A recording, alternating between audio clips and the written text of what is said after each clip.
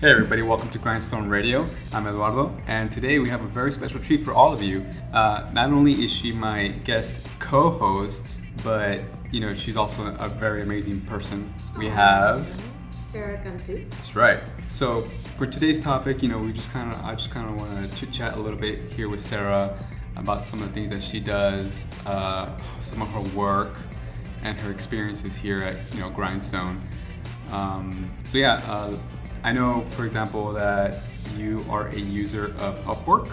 Yes. So can you give us a little bit about that? Sure. Upwork is a website that I've been using for about 3.5, 4 years now. It wasn't always called that, but I used Upwork to start my freelance career as a writer. And so through that website, I've been able to build an awesome client list. And really, who I found through that website has helped me pay the bills. Had it not been for that, I really don't know where I would be right now, since getting local business isn't always the easiest, especially if you're like an unknown person like me. Mm-hmm. But it's been super valuable in my career, and I recently wrote an article about it that came out in the Rio Grande Guardian. Yes. And that was just really going in depth into why Upwork is so useful to anybody who's kind of starting out in their business and doesn't really want to go full-fledged into entrepreneurship. I say in the article, don't quit your day job, because if you don't know how things are going to go, you really don't want to give up your main source of income on a hunch. So websites like Upwork, I think they're really great, and I can't stress enough how it's important to kind of really put yourself out there if you really have your heart set on working for yourself. Mm-hmm. Yeah. So, you started off with Upwork, kind of like that's the only real means of like because you mentioned, don't quit your day job kind of thing. Yeah. Like, so how exactly did you find Upwork, or what was your day job before you? Right. Before I got onto Upwork, I was a staff writer for a local fashion magazine. Oh, okay, awesome. And I loved it, but as it goes with many local magazines, they don't last very long, and that's due to a number of reasons. But since I lost that job, I was like, man, I really don't want to go back to a regular 8 to 5 where you're sitting at a desk all day and just kind of not really doing what you love. So I figured, okay, there's got to be something I can do. I want to keep writing. Mm-hmm. And in the Valley, there's not a lot of spots to do that unless you're going to go the newspaper route or an ad agency, which there aren't very many. But so that's how I realized that I really wanted to keep writing, and my only option at that time was to find work on the internet. Mm-hmm. So after going through like a ton of websites, I figured, this is like a one-stop shop to get my clients.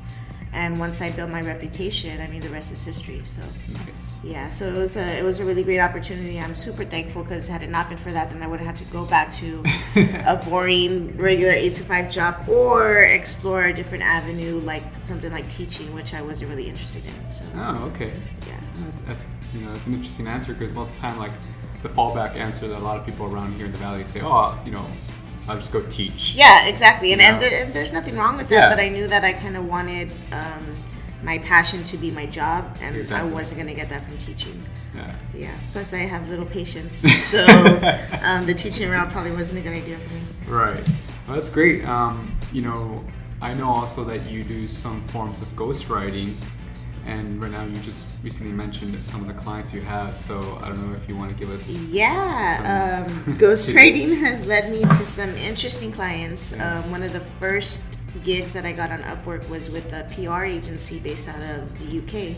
Mm-hmm. And so one of my very first assignments with these people was, they told me that I needed to write about this Nigerian billionaire.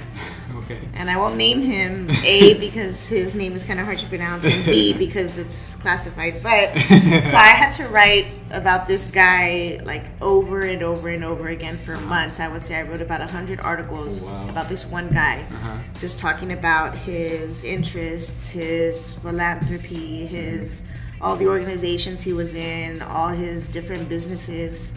And it was just like over and over and over again. And I really never questioned it. It was work. They told me what to write, and they gave me the links to research, so it was fine. And then so after many months, I did a little research on my own. Mm-hmm. And I found out that the reason I was writing about him so often was because he was involved in this like hardcore scandal in Nigeria. And to them in Nigeria, their billionaires are like celebrities. So he was all over the tabloids over there. He was all over everywhere. So I was having to write so many articles to cover up that bad press. So that just shows you the power of SEO. That's the whole reason why we did that. So every article was like chock full of keywords, and so it was a PR agency's job to cover up all that. So that's where I came in, and that is very, very interesting. Wow, it's like I'm seeing a whole new you. I could go into the scandal, but I won't. But it was pretty hardcore, and it was juicy to say the least. So I'm sure some of us who have like Google food skills. Maybe I'll give you the name later, but not on the air.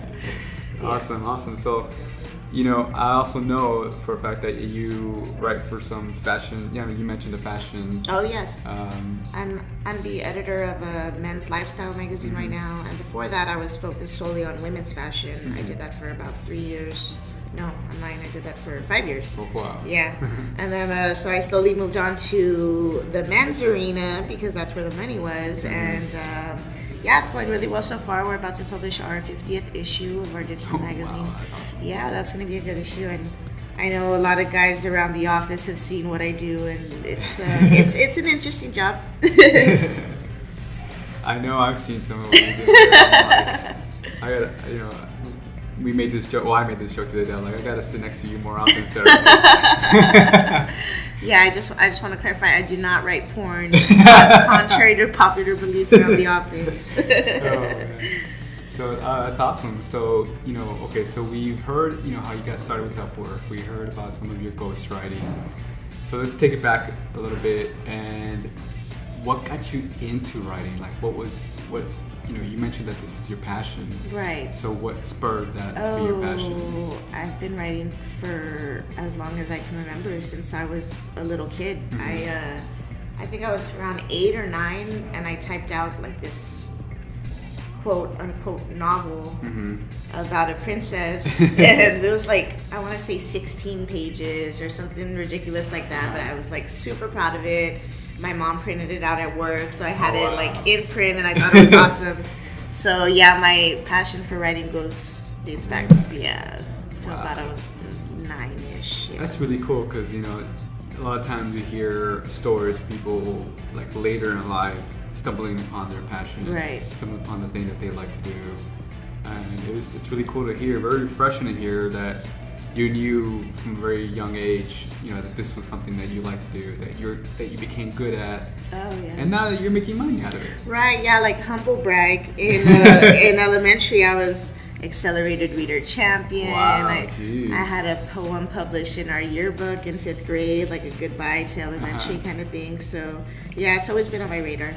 Well, that's really cool. I know, not to brag for myself. No, go ahead. But when I was in elementary, I won a poem reading contest. Ooh. I was, it was pretty amazing. It was people weeping in the crowd. It was, groundbreaking performance. Wow. If things would have turned out slightly different in my life, I, would have been rich in Hollywood by now. But things happen. So it's not too late for an Oscar. I just walk into Hollywood and just go for it, right? It's never too late to chase your dreams. Oh, no. That's what we should. Exactly. Yes, that's a very good point. That's a very good point. But again, back to what I was mentioning. It is really cool to see someone who had that passion at such a young age actually live up to it and actually do something with it. Yeah. A lot of times when we're kids, that's when we have these dreams and they quickly die off because someone discouraged us or something. Right. And it's really cool to see someone or meet someone in person has the confidence to say, ever since I was a kid, this is something that I wanted to do, and I lived up to it. Yeah, I also want to add to that. I think the fact that we live in the valley, that kind of hinders a lot of people's dreams. They think, I'm interested in this certain area, whether it be art or entertainment, and they feel like there's just not that many opportunities down here. A, we're growing, so that's great, and B, you don't have to limit yourself to what's around you. You can go on the internet and Exactly. you can find those jobs yourself. Right. And I mean, it really depends on how much effort you want to put into it. But we really shouldn't let where we're from at all dictate where we go. That's an absolutely beautiful quote right there. I think we'll end it there. Ooh, thank with that you. amazing quote. So thank you everybody for tuning in, and thank you, Sarah, for being my co-host. Thank you for today. having me. Yeah. So yeah, thanks everybody. Bye. Bye.